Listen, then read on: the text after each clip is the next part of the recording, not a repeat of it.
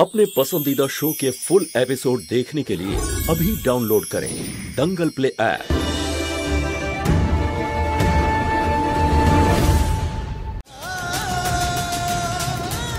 এই ভোলানাথ, আমি আমার মাকে কি করে কষ্টটা দেব?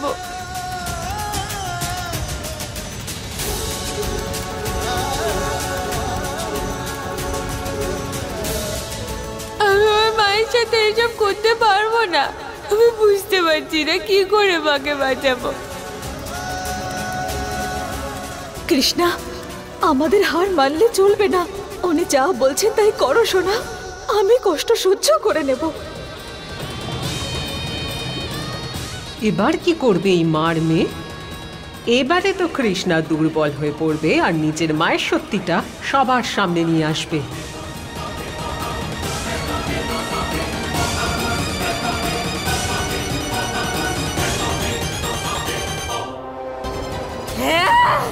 যে আমার সামনে আসার চেষ্টা করবে তাকে আমি শেষ করে দেব।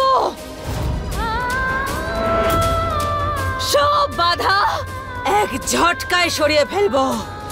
নীলকণ্ঠ হব, ভয় পাবো না, লড়বো আর জিতবো। সোনা, যদি কখনো এরকম সময় আসে যে তুমি বুঝতে পারছো না যে কি করবে, মনে রেখো শিব ঠাকুর সবসময় তার ভক্তদের পাশে থাকে। উনি সব কিছু ঠিক করে দেবেন। শিব ঠাকুর তার ভক্তদের বাঁচানোর জন্য বিষও পান করেছিলেন, তাই তো ওনাকে নীলকণ্ঠ বলে। আচ্ছা, মহাদেবকে নীলকণ্ঠ এই জন্যে বলা হয়? থ্যাংক ইউ মা আমাকে বলার জন্য। যখন আমি বিপদে পড়বো তখন নীলকণ্ঠ দেবের কথা মনে করিয়ে দিও। তখন আমারও মহাদেবের মতো সাহস হয়ে যাবে অন্যদের বাঁচানোর জন্য।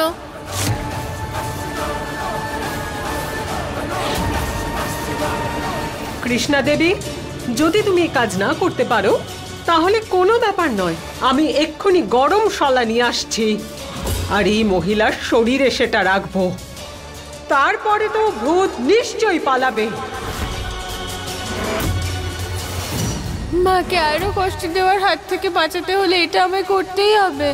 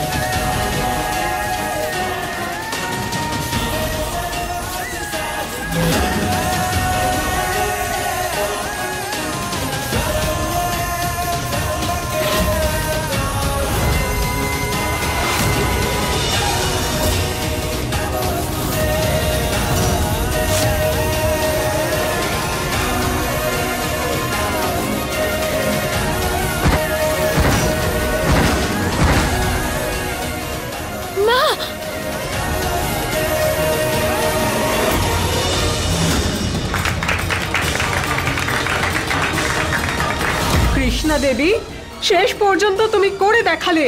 এই মহিলার মাথার ভূত সারা জীবনের মতো পালিয়ে গেছে।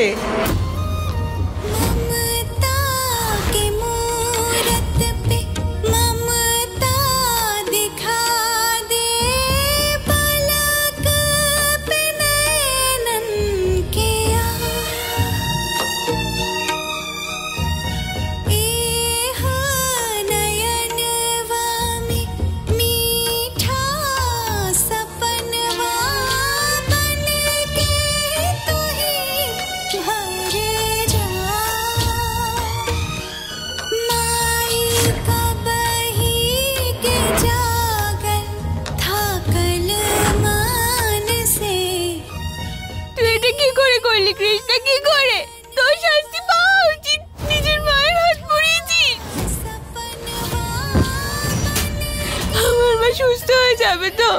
মহুয়া, মহুয়া,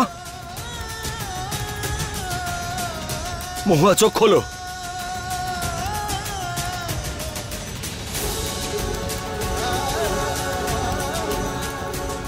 মহুয়া, মহুয়া চোখ খোলো।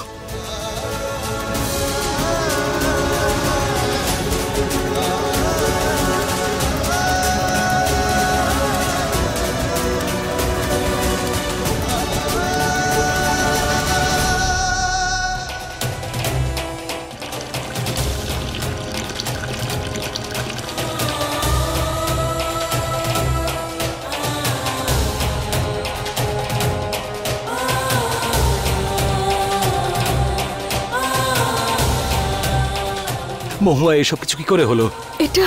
এটা তো শুধু সামান্য একটা আঘাত। আমার সন্তানের জন্য আমি এর থেকেও কয়েক গুণ বেশি কষ্ট সইতে পারি।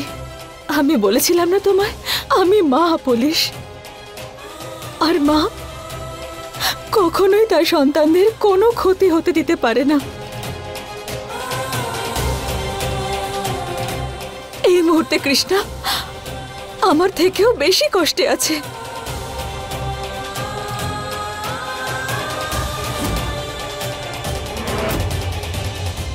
কত কষ্ট হয়েছে ভাই যখন আমি হাত পুড়িয়ে দিয়েছি। মা আমার বাঁচাতে এসেছিল আর আমি ওনার সঙ্গে।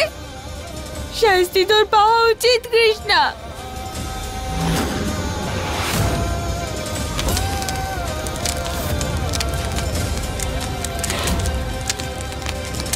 কৃষ্ণা, মা,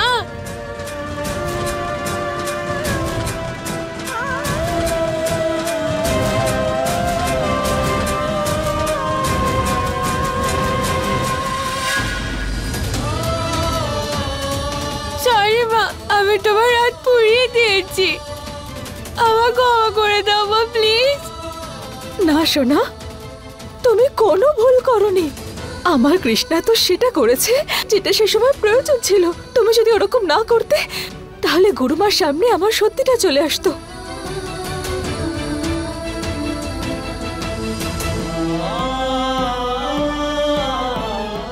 আমাদের কৃষ্ণা খুব বুদ্ধিমত্তার পরিচয় দিয়েছে, কিন্তু এবার ব্যাস অনেক হয়ে গেছে। আজকে রাতেই আমাদের দুই মেয়েকে নিয়ে আমাদের এখান থেকে যেতে হবে। সত্যি বাবা, তুমি আমাদের সবাইকে নিয়ে এখান থেকে অবশ্যই বেরোবে? সোনা, আমরা সবাই এখান থেকে চলে যাব। আমি প্ল্যান করে নিয়েছি। এবার তোমরা মন দিয়ে শোনো। প্রত্যেক দিন একটা টেম্পো এখান থেকে বাইরে যায়, আর তাতেই আশ্রমের সব টাকা, সব গয়নাগাটি বাইরে যায়। আমাদের ওই দানপেটিতেই লুকোতে হবে, অন্য দানপেটিতে। বুঝতে পেরেছো? একবার আমরা এই গন্ডি পেরোতে পারলে আমরা সোজা এই আশ্রমের বাইরে পৌঁছে যাব। তোমার জুনিয়র পুলিশ অফিসারের তোমার এই আইডিয়াটা পছন্দ হয়েছে বাবা।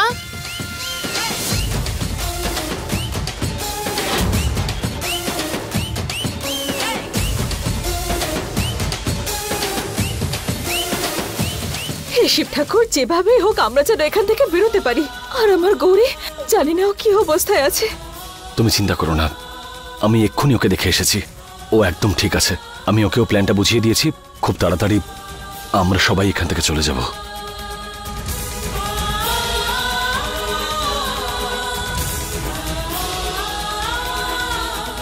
যাবার আগে আমি ওই গুরুমাকে শাস্তি দিয়ে যেতে চাই। আমার মায়ের সঙ্গে এরকম করলেন তো উনি, ওনাকেও দেখাবো পুড়ে যাওয়ার কষ্ট কতটা হয়।